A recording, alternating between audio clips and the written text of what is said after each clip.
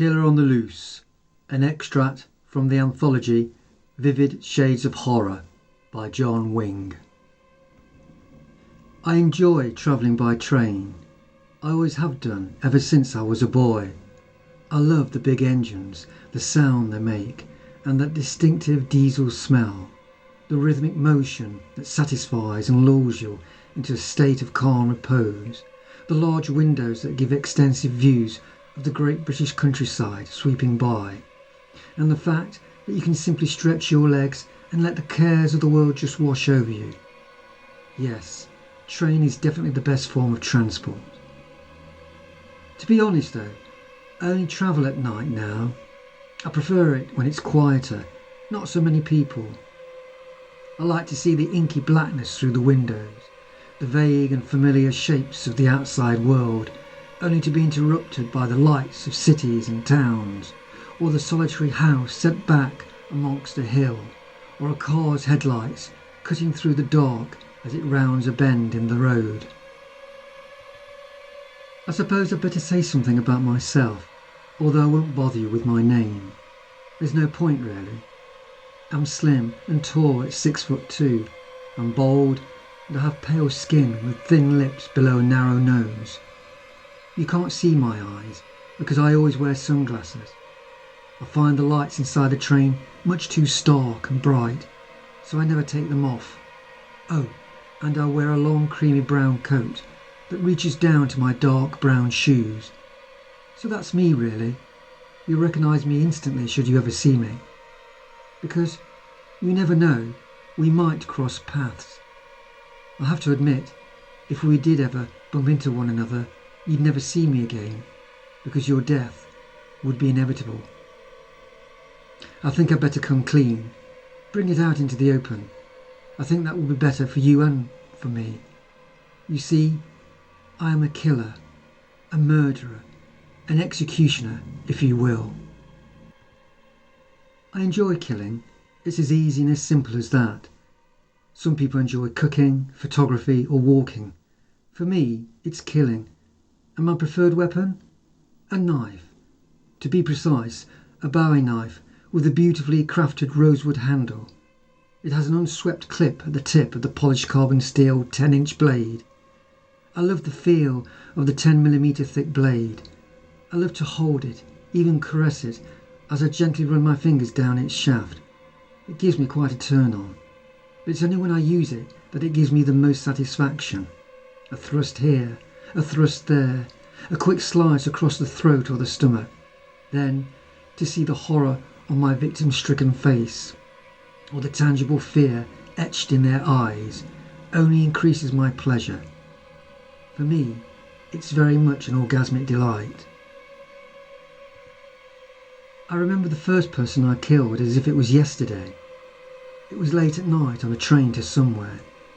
There were two people in the carriage, one at each end. The door to the compartment slid open as I entered. The woman in the seat didn't even look up at me. She was too absorbed in her book. I could have killed her there and then, and she wouldn't have realised what had happened to her. But it was her lucky night. Instead, I headed for the passenger sitting at the back on the right-hand side. He was looking through the window. I think he might have been half asleep. He was quite plump, with a large head and a bulging neck. He wore a grey coat over his ill-fitting blue suit. His dark blue tie was undone, with the top button of his creased white shirt unfastened.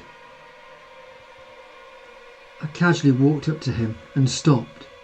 I loomed over him like a tree. He didn't react, didn't even notice I was there. He just gazed out into the blackness of the night, oblivious to my being so close to him. I don't know what disturbed his partial slumber. Maybe it was the train going round a bend, causing the carriage to jar slightly. He suddenly turned from the window and looked up at me. He acknowledged me with a blank expression, not sure what to make of me. I, on the other hand, smiled. Just a simple, innocent smile. This seemed to reassure him as he half-heartedly smiled back at me. He never noticed my right arm by my side holding my precious knife. The anticipation was too much. I couldn't wait any longer. With a swift arc up, I dragged the knife across his throat. Where his saggy skin had been seamless, a fine slit followed the tracing of the tip of my blade. Blood wept out of the 4-inch incision like spilt red juice, down onto his white shirt and unkempt tie. Its flow increased with each passing second, until it spurted out uncontrollably, showering the table, the window, the floor, and me in copious amounts of blood. For me, it was a marvellous release of sexual gratification. I gloried in every moment of his dying, even more so when he gurgled and spluttered and closed his hands around the fatal wound in a pathetic attempt to lessen its flow. Then his body slackened, partially slipping forward off the seat. His bloodied hands fell to one side as the blood continued to pump vigorously out, a red waterfall of cleansing. That was my first time. I remember it fondly. But of course, there have been many more since then. On one particular journey, there were 2 women sitting opposite each other. As I sauntered by, I studied them closely. I'm sure they were sisters. I would say twins really, as they both looked remarkably similar. They were in their mid-20s. Their legs were long, their waists trim, and their faces round. Both had short blonde hair, small pert noses, graceful necks, and white porcelain skin. It was the whiteness of their skin that really attracted me to them. Already, I was imagining their blood running down their smooth, spotless flesh. The thought made me quiver inside in anticipation. I don't think they noticed me as I nonchalantly walked by. I was just somebody making my way from A to B. I exited the compartment and stopped in the small gangway connection, aware of the train's movements as it sped along the track and the repetitive noise it made as the wheels clickety-clacked on the rails. I guess I must have waited a good 2 minutes before making my move. I re-entered the carriage with the knife held firmly in my left hand. I paused at their seats, turned round to face them and stared at them through my dark sunglasses. They raised their heads and regarded me with inquisitive eyes. I recall the girl on the left saying something like, "Can we help you?" Her words were softly spoken, without trepidation or fear. She obviously hadn't seen the knife. I gave her my most reassuring smile, and then, this is the best bit, and then I quickly raised my left arm and spoilt that milky white skin with a deadly slice across her pristine throat. For the briefest of seconds, she continued to gawp at me as blood spurted across the small gap, deluging her sister's startled face, before she collapsed unceremoniously on the floor in a pool of her own blood. Her sister, meanwhile, had involuntarily raised her hands to shield herself, but the blood nonetheless splattered her face and hair as though red paint had been tipped on top of her. She screamed and screamed. I'd never heard such a raucous shriek before. It was quite ear-splitting. I had to silence her wretched squealing, so I plunged the knife into the side of her head. Needless to say, she ceased her cries of dismay instantly. The blade had gone in deep, right up to the hilt in fact. I don't mind telling you I had a heck of a job getting it out. It was like trying to pull out a tent peg that had been hammered hard into the ground. Grabbing the dead girl's head with my left hand, I grasped my beautiful knife's handle with my right and yanked, but the thing wouldn't budge. I got to admit it was somewhat annoying. I didn't want someone to suddenly walk in. It would have been most embarrassing to see me struggling to extricate my weapon. So I shoved her head against the window, pressing my left hand even more forcefully, and tugged with even greater effort. At one stage I thought I would pull her head clean off her neck, and I would end up with it on my knife like a toffee apple on the end of a stick. But there was a squelch and a suck, and the weapon unexpectedly came free, causing me to nearly lose my balance. Her body remained inert except for the train's movement, that made it appear as though it still had breath in it. Only a trickle of blood ran down the side of her face, while her sister's life force continued to flow profusely. I wiped the blood and bits of brain from my blade and left the two twins to themselves. There was another time when I was so caught up in the moment that I stabbed and stabbed, perforating my victim like a jacket potato before it goes into the oven. His blood leaked out in several places as he squirmed and hollowed out for mercy, until his cries became a pitiful and barely audible whimper, and then nothing, as his last breath gave in to death.